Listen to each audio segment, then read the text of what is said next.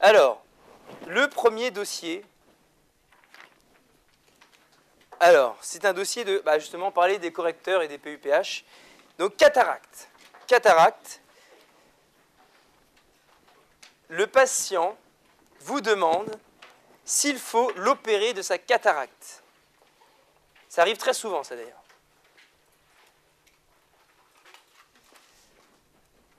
Alors, question numéro 1, le patient vous demande s'il faut opérer de sa cataracte. Qu'en pensez-vous? Alors, un mot-clé, enfin plutôt 3 mots-clés, c'est gêne fonctionnelle visuelle. D'accord? En gros, ça veut dire quoi? Qu'il n'existe pas de critères d'indication formelle à la chirurgie de la cataracte, parce que c'est une chirurgie de confort. Donc, on ne va pas forcer quelqu'un à se faire opérer de la cataracte, parce que c'est juste pour qu'il voit mieux. D'accord? C'est pas comme on opère quelqu'un de l'appendicite. Donc, il faut bien faire comprendre que l'indication dépend de sa gêne fonctionnelle visuelle. En gros, c'est un peu lui qui décide si on va l'opérer de sa cataracte. D'accord? Donc ça, c'est le mot le plus important. Je peux avoir des corrections quand même, s'il vous plaît? Il reste des corrections, parce que je ne connais pas les corrections par cœur. Merci, merci, merci. Voilà. Alors, donc ça, on est d'accord. Vous avez bien compris. Mais il existe quand même un consensus relativement appliqué par tout le monde. Enfin, ça dépend si on est à Nice ou à l'hôpital. Mais souvent, en fait, on propose, quand l'acuité visuelle est en dessous de 5 dixièmes. Donc à partir de 4 dixièmes, 3 dixièmes, 2 dixièmes, c'est vrai qu'habituellement, on propose d'opérer de la cataracte. Mais ce n'est pas un critère absolu. C'est un critère classique. D'accord? Voilà. Alors après, on peut aussi opérer quand l'acuité est supérieure à ça, quand le patient se plaint d'éblouissement ou de diplopie monoculaire. Même des gens à 7 dixièmes ou à 6 dixièmes, on peut les opérer s'ils se plaignent d'éblouissement et de diplopie monoculaire, à cause des opacités du cristallin. Donc, pas de réelle difficulté sur cette question. Question numéro 2. Alors, question numéro 2, on va interroger quelqu'un. Et on va dire quels sont les 2 types de cataracte que ce patient peut présenter. On va demander à Charles Ingalls. Voilà. Donc j'ai mis une cataracte sénile ou une cataracte diabétique? Alors, c'est une excellente réponse. Charles, est-ce que tu pourrais me préciser le type de cataracte que la cataracte sénile peut présenter par rapport à une cataracte diabétique? Non. C'est une réponse très claire. Ton voisin, est-ce que tu sais s'il y a une différence entre la cataracte d'un diabétique et la cataracte sénile?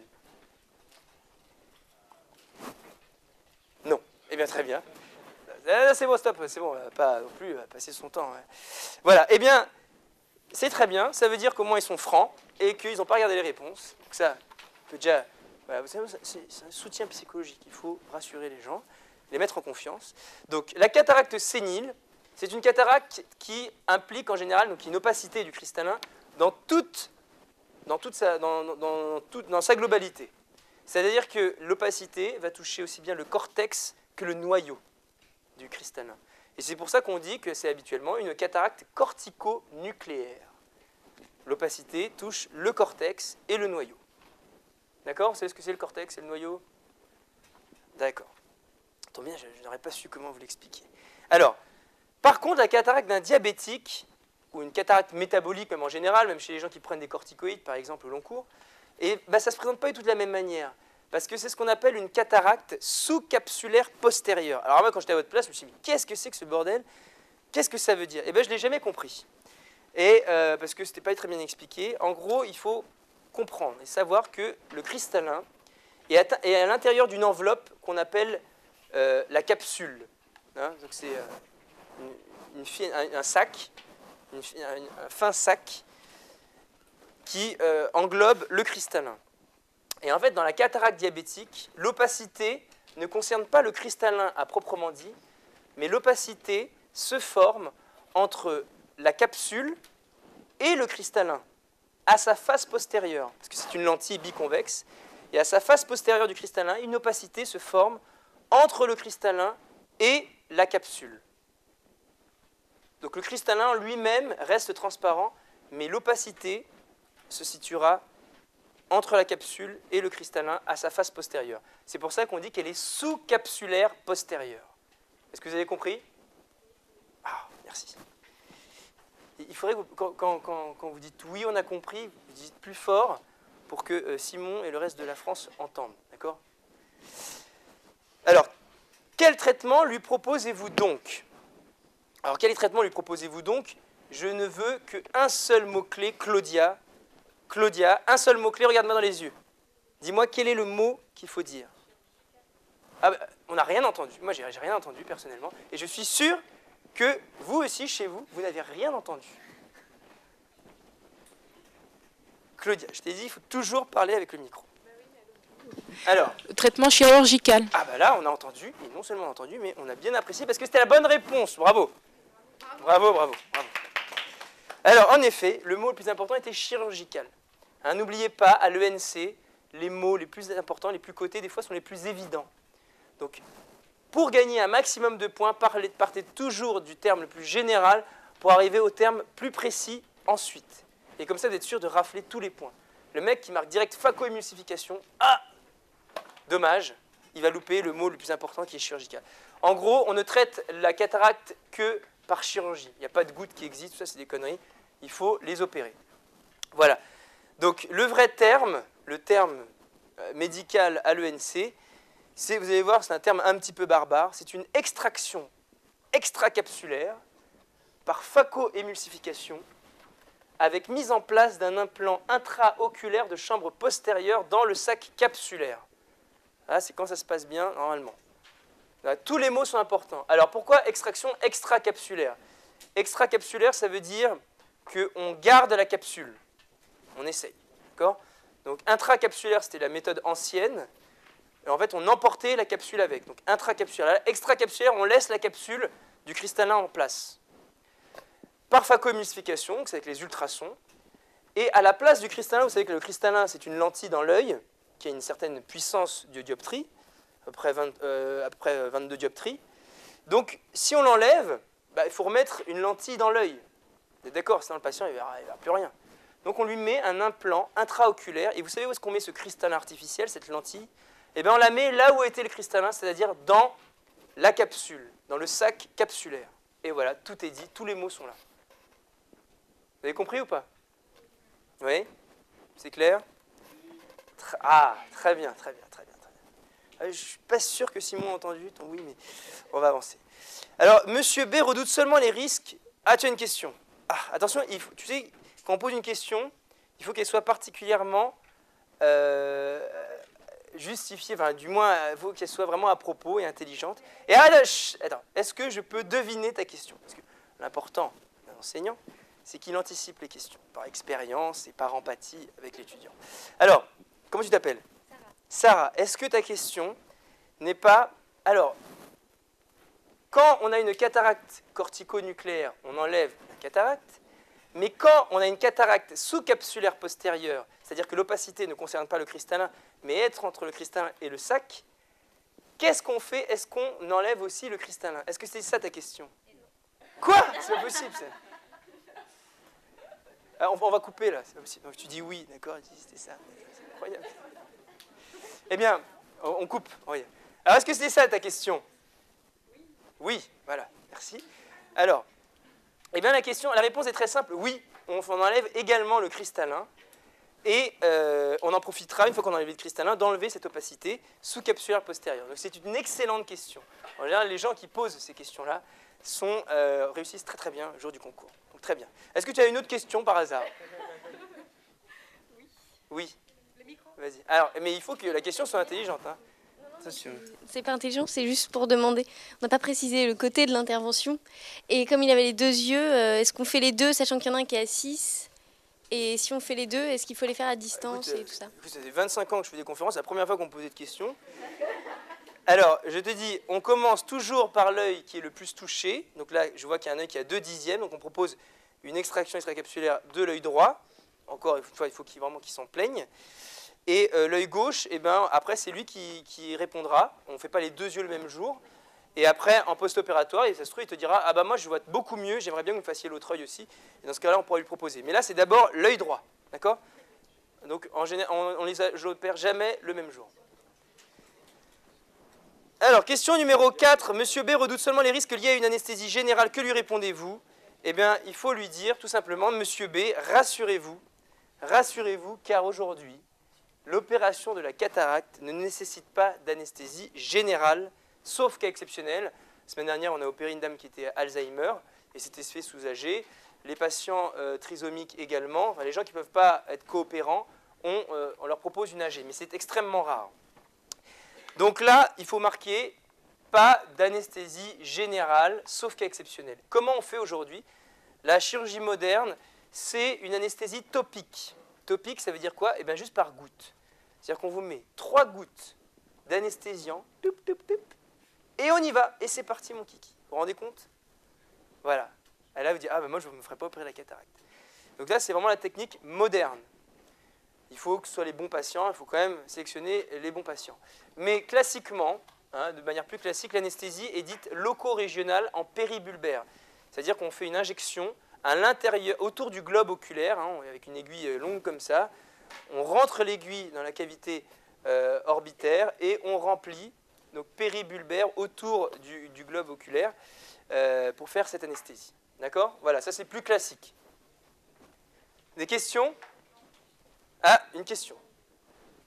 Intelligente, encore une fois. Non, en fait, c'est plus une suggestion parce que j'ai été voir sur Internet en bossant ça, la cataracte, Oui. et je suis tombée sur le site de La Rochelle, où il y a, enfin, c'est l'hôpital de La Rochelle, Oui. et il y a une vidéo de cette intervention avec collyre topique, et c'est hyper bien fait, hyper bien filmé, ça dure 5 minutes, et voilà. Mais attendez, non mais attendez. Ah ouais, d'accord, ok, moi je vais faire de la pub aussi. Alors attendez. Non mais attendez, La Rochelle, ce sont des gens très très bien, il faut le dire. Non mais c'est vrai.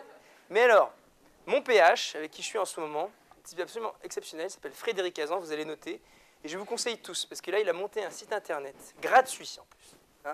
Ce qui n'est pas le cas de tout ce qui est sur internet.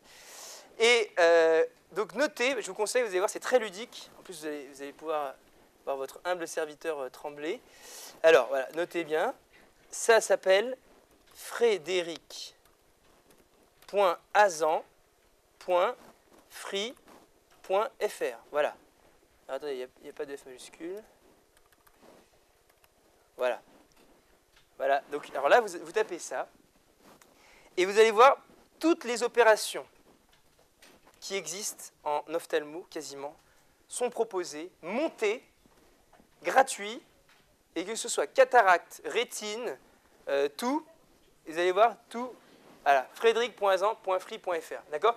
Et vous pouvez même mettre des suggestions, des remarques, des commentaires, voilà. Mais La Rochelle, ça doit être très bien aussi. Non mais c'est vrai, je sais qu'il y a des gens là-bas, très bien, mon ancien chef de clinique qui travaille à La Rochelle. Franck Rumen, si tu me regardes. Alors, quel bilan préopératoire allez-vous réaliser? Non mais Élise, quand même, de faire de la pub comme ça, mais c'est honteux là, en pleine conf. Bon, ben voilà. Alors, c'est bien, je pense que les gens sont contents de savoir que Élise a été dédramatisée par le site de La Rochelle. C'est vraiment... Alors, quel bilan ophtalmologique préopératoire allez-vous réaliser? Alors, il n'y a aucun bilan anesthésie minimum à demander, ça dépend du patient, ça dépend de l'anesthésiste. Mais il y a une chose à faire avant d'opérer une cataracte. Il n'y en a qu'une à faire, à la limite. On fait l'acuité visuelle quand même, on examine aussi.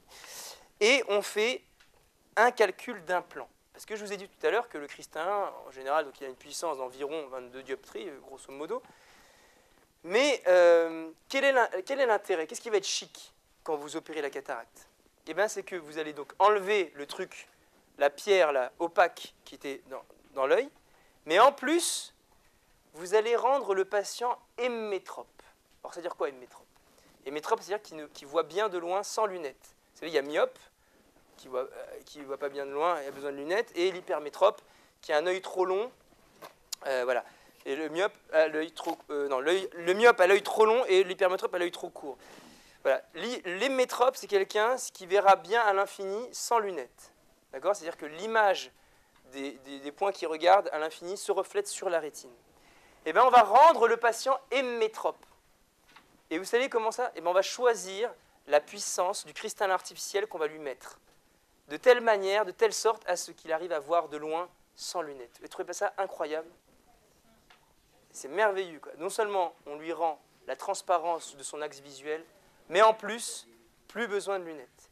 Et ensuite, amour, bonheur et tout, vraiment. Alors, comment on fait pour... Chut, ah, s'il vous plaît, chut. Déborah, tu parles beaucoup aujourd'hui. Alors, écoute-moi.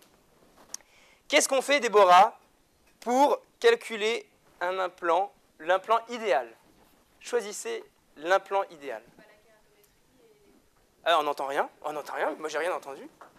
Micro. La kératométrie et l'écho. Alors, pourquoi? Alors, c'est une excellente réponse de Déborah qui nous dit la kératométrie et l'écho. Alors l'écho pour la longueur. Alors, l'échobiométrie pour la longueur axiale de l'œil.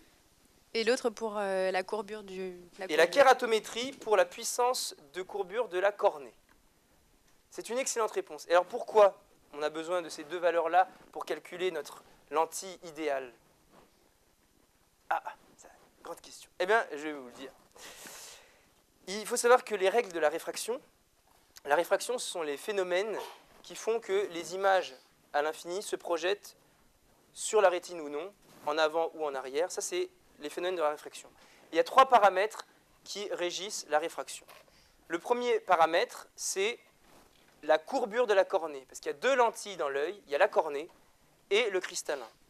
Donc, la courbure de la cornée, c'est un des premiers paramètres. Deuxièmement, la puissance du cristallin. Et troisièmement, la longueur de l'œil.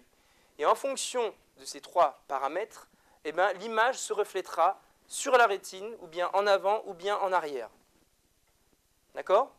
Et on connaît, il y a une formule mathématique qui permet de calculer quelle est la puissance du cristallin qu'il faudrait avec la courbure de la cornée et la longueur axiale de l'œil. Quelle lentille faudrait avoir, quelle puissance pour que le patient soit hémétrope. On a une formule mathématique. Et donc, pour pouvoir calculer la bonne puissance de l'implant, on va donc rechercher ces 2 paramètres avec l'échobiométrie qui va calculer la longueur du globe oculaire et la kératométrie qui va nous donner les rayons de courbure de la cornée. Est-ce que c'est clair? Oui. Très bien, Alexandra, c'est excellent. Alors ensuite, quelles sont les complications de ce traitement? Donc, quelles sont les complications post-opératoires, pas péropératoires? Vous n'avez pas à connaître les incidents qui peuvent arriver au cours d'une intervention. Quand vous serez interne, vous aurez largement loisir de le voir, même de le faire. Donc, mais il faut que vous sachiez par contre quelles sont les complications post-opératoires possibles après une intervention de la cataracte. Alors, la plus grave, et heureusement la plus rare, c'est l'endophtalmie. L'endophtalmie, c'est une infection de l'œil. Alors, là, vous allez rigoler, pouf, une infection de l'œil, c'est rien. Attendez, nous, on voit des sepsis sévères. Et c'est pas rien, une endophtalmie. En gros, une endophtalmie, l'œil se transforme en une boule de pus. D'accord? Donc, c'est pas rien du tout. En gros, c'est quand même, c'est foutu. L'œil est quasiment foutu. Il récupère très très peu et très très mal en général. Donc, c'est très très grave. Heureusement, ça n'arrive que dans 1 cas pour 1000. Voilà, mais il faut savoir, moi je le mets en premier parce que c'est le plus grave. Ensuite, on peut avoir un œdème maculaire. La macula peut souffrir et s'épaissir après une opération de la cataracte. Alors Déborah, est-ce que tu sais par exemple pourquoi on peut avoir un œdème maculaire après l'opération de la cataracte? Malheureusement, on ne sait pas. Mais peut-être que l'effet des ultrasons provoque une réaction au niveau de la macula. Excellente réponse, excellente réponse. Voilà. Donc voilà, mais je sais que tu regarderas sur PubMed pour essayer de voir s'il y a d'autres théories là-dessus. Alors on peut avoir aussi un œdème de la cornée. Alors, parce que c'est normal, on a fait une incision à travers la cornée, on a fait des ultrasons et on peut brûler la cornée, entraîner un œdème de la cornée. Et voilà. Ah, ensuite aussi, il faut savoir que les ultrasons, ça peut abîmer l'endothélium cornéen. Voilà. Et voilà. Et donc, les ultrasons peuvent provoquer à la longue une décompensation de la cornée. Décollement de rétine, on peut avoir aussi, dans les suites d'une opération de la cataracte, un décollement de rétine. Pourquoi? Eh bien, avec toutes les variations de volume et de pression qu'on fait subir dans l'œil, on peut très bien avoir, avec un trou, une déchirure qui préexistait, un décollement de rétine qui survient après une opération de la cataracte. Et enfin, le dernier, mais le plus fréquent, et heureusement le moins grave, c'est la cataracte secondaire. Qu'est-ce que la cataracte secondaire? La cataracte secondaire, c'est le fait que la capsule postérieure, donc le sac du cristallin, Donc on a mis la lentille. Et bien entre la lentille et le sac postérieur, eh bien, une opacité se forme, un peu comme dans la sous-capsulaire postérieure. Eh bien, on va avoir une opacité qui va se former, et on appelle ça la cataracte secondaire. Qu'est-ce qu'il faut faire à ce moment-là? Eh bien, on fait un coup de laser pour ouvrir la capsule postérieure, et on appelle ça une capsulotomie au laser YAG, et on rouvre la transparence de l'axe visuel. Et en 10 coups de laser, même pas, le patient revoit. Donc vraiment, c'est magnifique. Voilà la cataracte. Alors attendez. Ah, la question. Alors, attendez 2 petites secondes, on pose des questions. Tu veux nous parler d'un site internet?